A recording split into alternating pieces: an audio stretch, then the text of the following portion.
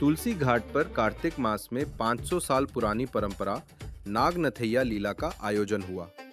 इस दौरान गंगा तट कुछ समय के लिए वृंदावन की यमुना में बदल गया।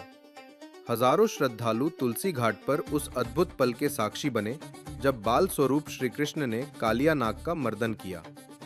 ये लीला भगवान श्री कृष्ण के जीवन की प्रसिद्ध घटना पर आधारित है।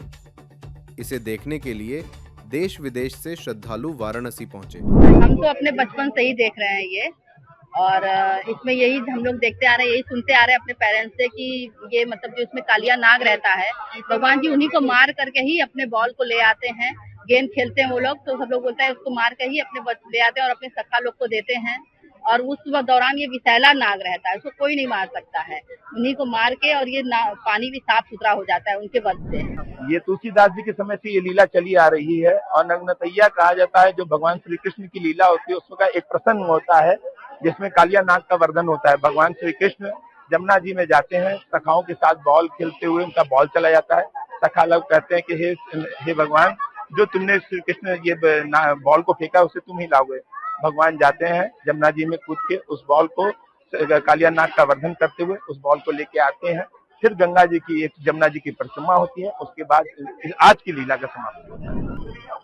मतलब कि ये तो बहुत अद्भुत मेला है, तो हम इस सुन के ही आए हैं और बाकी स्टोरी वगैरह तो देखा हुआ है, जो भगवान के बारे में बताया गया है वो हम रियल में देखने आए हैं। अच्छा लग रहा है पहली बार आकर के।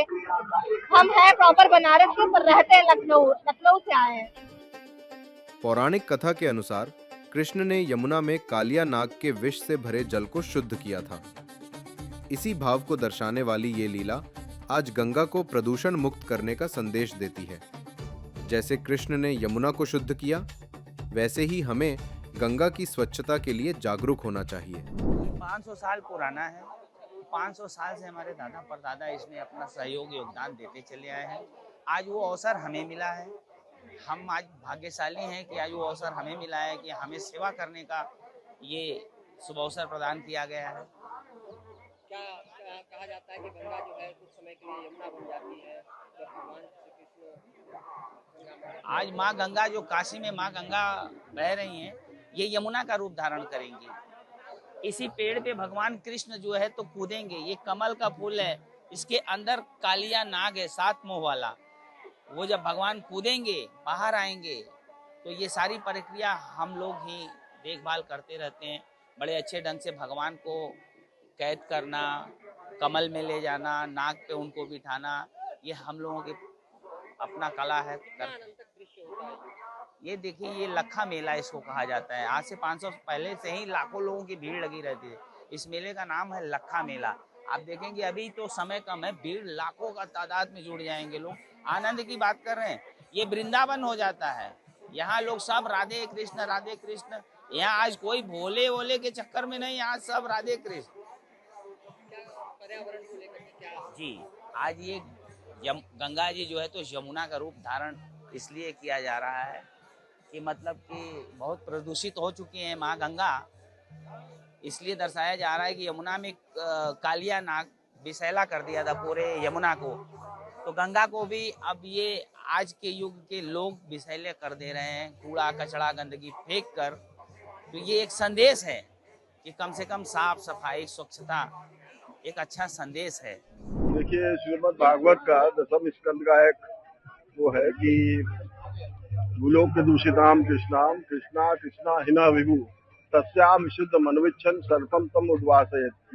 ये सुखदेव जी का और उनका संवाद है, और उसमें यह है कि जब भगवान कृष्ण ने देखा कि यमुना का जल एकदम विषयुक्त हो गया है और वो निष्प्रयोज्य हो गया है, और इतना विष है उसमें कि ऊपर से उड़ती पक्षियां भी काली दह में उसके विष के वाष्प से गिर जाती हैं।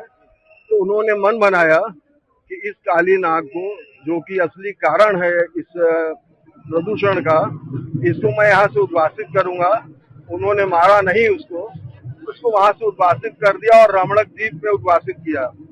तो कुल यही है कि हमारे यहाँ जितनी नदियां हैं सब प्रदूषित है, और सब में ये जो नाले रूपी सर्प हैं विष उड़ेल रहे हैं।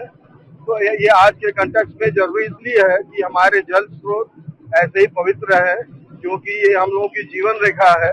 तो ये गोस्वामी जी ने आज से 500 वर्ष पहले श्रीमद् भागवत के आधार पर शुरू किया था और बाद में ये वरस विलास के आधार पे होता है लीला। तो आज तो कालीदाह का प्रसंग है।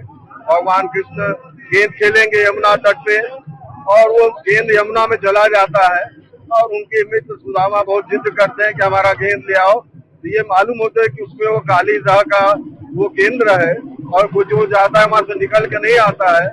लेकिन भगवान कृष्ण ने बड़े योजनाबद्ध ढंग से कालीदाह में छलांग लगाई और उसको कालीनाग को रमरकदीप भेजा।